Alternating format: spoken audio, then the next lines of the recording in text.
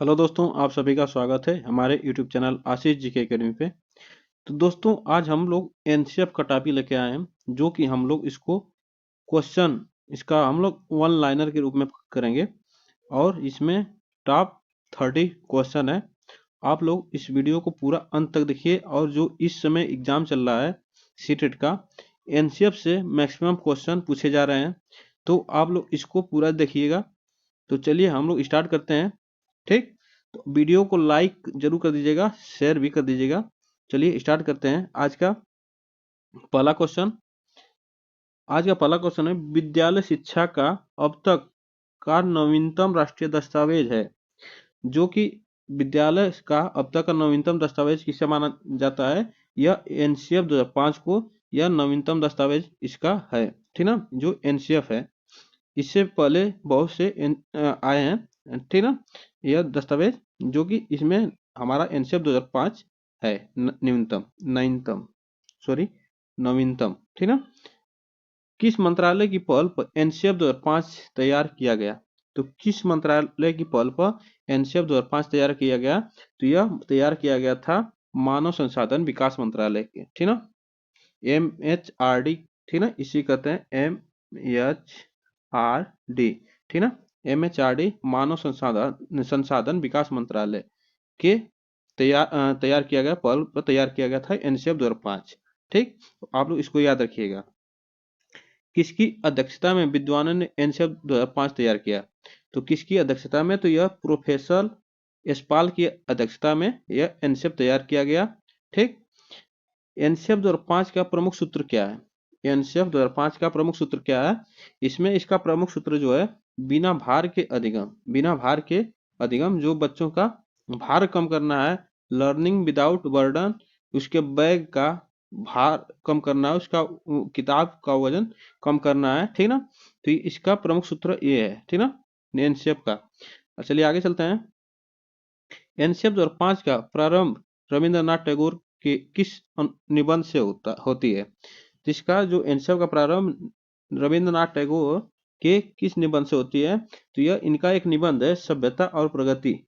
जो रविंद्रनाथ टैगोर की एक निबंध है, सभ्यता और प्रगति, उसका प्रारंभ निबंध से इसका प्रारंभ एनसीएफ 2005 का प्रारंभ सभ्यता और प्रगति से हुआ है, ठीक ना। यह रविंद्रनाथ टैगोर की एक निबंध है, आप लोग इसको याद रखिएगा।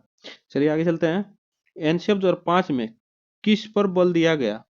एनसीएफ 2005 में किस पर बल दिया गया? शांति के लिए शिक्षा पर, तो इस पे दिया गया था। जो एनसीएफ 2005 में बल दिया गया था शांति के लिए शिक्षा पर, जो कि शांति के लिए शिक्षा पर, किसके लिए? शिक्षा जब रहेगी तो शांति भी रहेगी, जब शांति रहेगी तो शिक्षा भी रहेगी, ठीक ना। तो यह इसके लिए तैयार किया गया था कि बच्चों में ज्ञान हो और हमें शिक्षित बनाना है। तो इसलिए जब वातावरण में शिक्षित लोग रहेंगे तो शांति भी रहेगी, ठीक ना।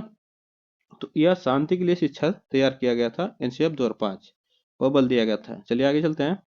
एनसीएफ 2005 में क्या बताया गया? एनसीएफ 2005 में क्या बताया गया? सपनों के भारत को धरातल पर उतारने की युक्ति, ठीक ना।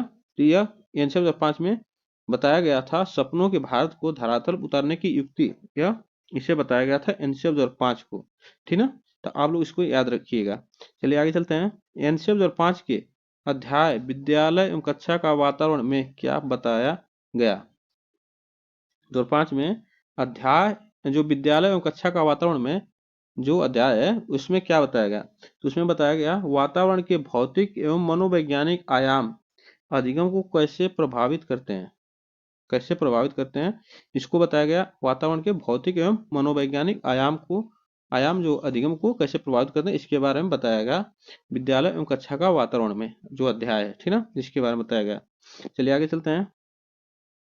एनसीएफ किस भाषा का कैरिकुलम किस भाषा का शब्द है? तो एनसीएफ का होता है नेशनल कैरिकुलम फ्रेमवर्क, जिसे कहा जाता है। तो उसका कैरिकुलम जो है वह किस भाषा का शब्द है? तो यह भाषा का शब्द है लैटिन भाषा का शब्द है, ठीक ना, यह लैटिन भाषा का शब्द है। चलिए आगे चलते हैं। सामाजिक अध्ययन शिक्षण का राष्ट्रीय पाठ्यचर्या कब बनाया गया? सामाजिक अध्ययन शिक्षण का राष्ट्रीय पाठ्यचर्या कब बनाया गया? तो यह 2005 में बनाया गया था, सामाजिक अध्ययन शिक्षण का। तो यह राष्ट्रीय पाठ्यचर्या 2005 में तैयार किया गया, बनाया गया। चलिए आगे चलते हैं। एनसीएफ 2005 में सामाजिक अध्ययन में कौन से मुद्दों को शामिल करने की अनुशंसा की गई थी? तो कौन से मुद्दों को शामिल करने की अनुशंसा की गई थी? तो सभी स्तर के विद्यार्थियों के लैंगिक एवं स्वास्थ्य संबंधी मुद्दे जो थे उसको अनुशंसा बनाया गया और उसे शामिल करने के लिए कहा गया एनसीएफ 2005 में, ठीक ना। तो यह हमारा सभी स्तर के विद्यार्थियों के लिए, ठीक ना, यह सभी स्तर के विद्यार्थियों के लिए यह तैयार किया गया था। चलिए आगे चलते हैं। एनसीएफ 2005 की कार्यशाला कहाँ पर आयोजित की गई? तो एनसीएफ 2005 की कार्यशाला ये एनसीईआरटी नई दिल्ली में तैयार की गई थी, आयोजित की गई थी। तो यह नई दिल्ली में आयोजित की गई थी। चलिए आगे चलते हैं। यशपाल शर्मा समिति में कुल कितने सदस्य थे? तो यशपाल शर्मा जो समिति थी एनसीएफ को बनाने के लिए, तो इसमें 38 सदस्य थे। कितने? 38 सदस्य थे, जो कि इसे तैयार करने में कुल सदस्य मिलकर तैयार किए गए थे, ठीक, तैयार किए थे एनसीएफ 2005 को।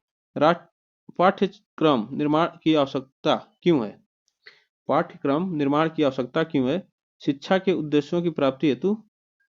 तो इसे किसके लिए आवश्यक है? तो यह शिक्षा के उद्देश्यों की प्राप्ति, जो शिक्षा का उद्देश्य होता है उसे प्राप्त करने के लिए शिक्षा दी जाती है, ठीक ना, जो उद्देश्य है उसको प्राप्त करने के लिए शिक्षा दी जाती है। तो यह आवश्यकता थी पाठ्यक्रम निर्माण की, ठीक ना।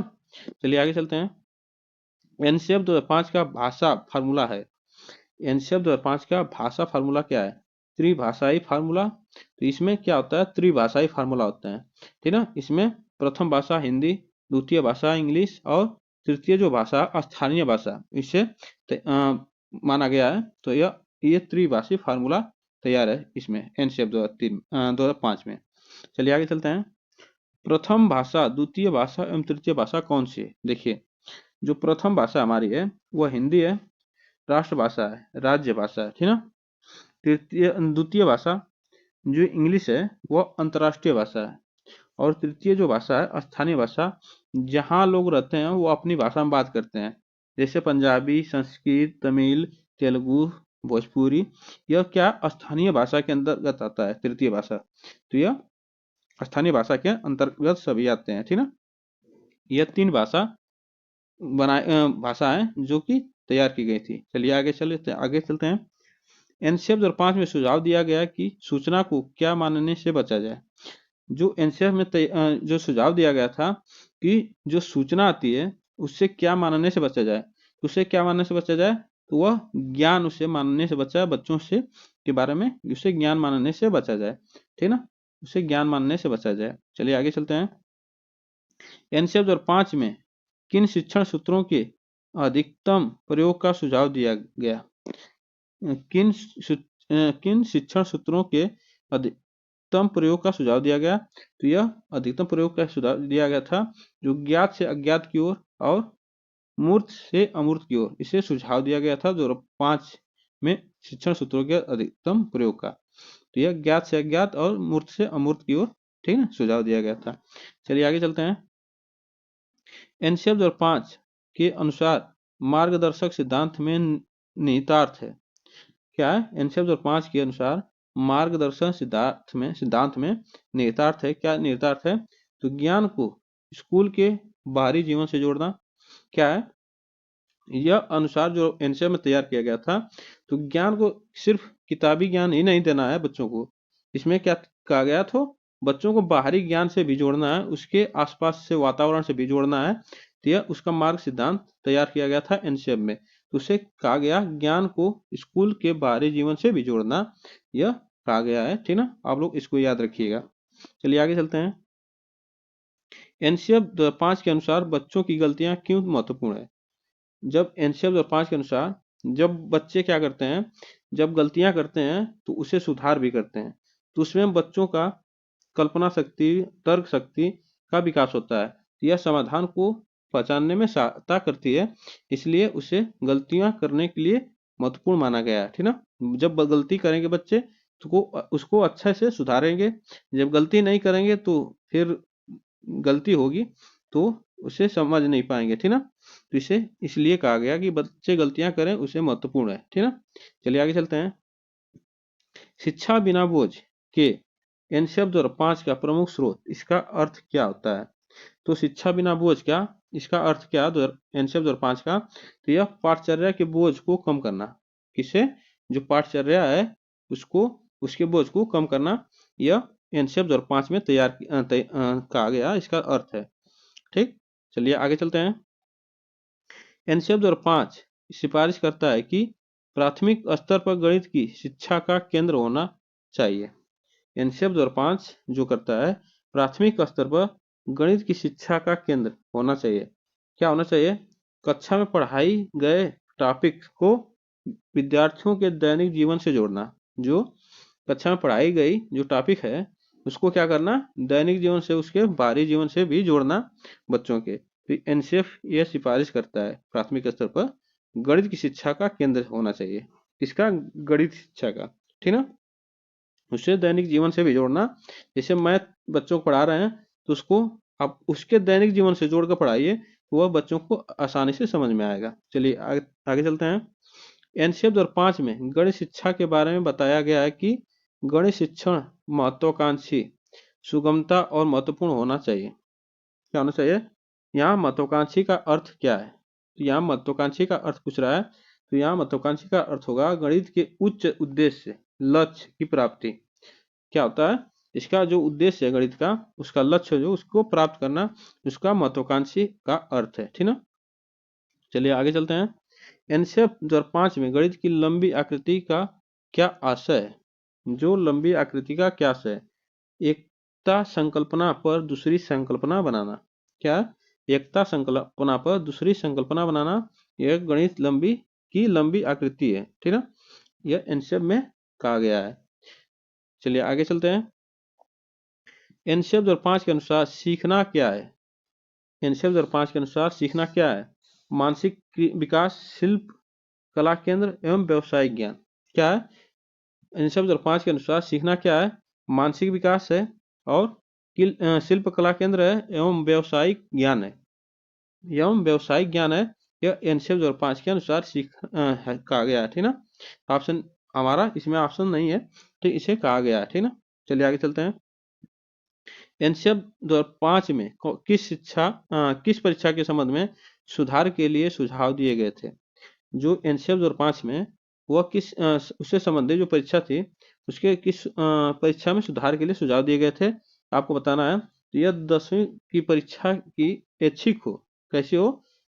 जो 10वीं की परीक्षा होती है वह डायरेक्ट हो, ठीक ना। ऐच्छिक मतलब डायरेक्ट हो, वह इसके लिए सुझाव दिया गया था एनसीएफ 2005 में। ठीक, चलिए आगे चलते हैं। एनसीएफ 2005 किस पर बल देती है? एनसीएफ 2005 क्या करती है? यह करके सीखने पर बल देती है। बच्चों को अपने प्रयोग करना चाहिए, अपने करना चाहिए, इस पर यह बच्चों के लिए बल देती है, प्रयास करती है, ठीक ना। एनसीएफ कि बच्चे अपने से सीखेंगे तो अच्छा सीखेंगे, इसलिए इसे करके सीखने पर बल देती है, ठीक ना। चलिए आगे चलते हैं। एनसीएफ 2005 में कला शिक्षा को विद्यालय में जोड़ने का क्या उद्देश्य है? एनसीएफ 2005 में कला शिक्षा को विद्यालय में जोड़ने का क्या उद्देश्य है? क्या उद्देश्य है आपको बताना है। सांस्कृतिक विरासत की प्रशंसा करना एवं छात्रों के व्यक्तित्व और मानसिक स्वास्थ्य को विकसित करना। वह सांस्कृतिक विकास की प्रशंसा करना एवं छात्रों के व्यक्तित्व और मानसिक स्वास्थ्य को विकसित करना, इसका कला शिक्षा का विद्यालय में जोड़ने का उद्देश्य है। तो आप लोग इसको याद रखिएगा। चलिए आगे चलते हैं। एनसीएफ 2005 में गुणवत्ता आयाम शीर्षक के अंतर्गत किसको महत्व दिया गया? तो किसको महत्व दिया गया? गुणवत्ता आयाम शीर्षक के अंतर्गत किसको महत्व दिया गया? बालकों के लिए संरचित अनुभव एवं पाठ्यक्रम सुधार को। तो एनसीएफ 2005 में बालकों के लिए संरचित अनुभव एवं पाठ्यक्रम सुधार को महत्वपूर्ण बल दिया गया है, ठीक है, महत्व दिया गया है। चलिए आगे चलते हैं। हमारा जो है आज का लास्ट क्वेश्चन, एनसीएफ 2005 के अंतर्गत परीक्षा सुधारों में किस सुधार को सुझाया गया? परीक्षा सुधारों में किसको सुझाया गया आपको बताना है। तो यह सामूहिक कार्य मूल्यांकन के लिए, सतत मूल्यांकन के लिए, खुली पुस्तक की परीक्षा मूल्यांकन के लिए। खुली पुस्तक की क्या मतलब? सिर्फ किताबी ज्ञान ना, सिर्फ किताबी ज्ञान के जो अंदर है, किताब का जो निचोड़ है अंदर, सिर्फ वही ज्ञान नहीं देना चाहिए, बच्चों को बाहरी ज्ञान भी देना चाहिए, उसका मूल्यांकन करने के लिए जो उससे खुली किताब भी, पुस्तक भी देनी चाहिए। तो इसके लिए इसे एनसीएफ के अंतर्गत परीक्षा सुधारों में सुधार को सुझाव दिया गया था। तो यह आज के लिए बस इतना ही है, फिर मिलते हैं नेक्स्ट वीडियो के साथ। तब तक के लिए थैंक यू सो मच। आपको वीडियो अच्छी लगी हो तो चैनल को सब्सक्राइब कर लें और बेल आइकन को दबा लें, जिससे वीडियो का नोटिफिकेशन आप तक पहुंचता रहे। तब तक के लिए थैंक यू सो मच, फिर मिलते हैं नेक्स्ट वीडियो के साथ।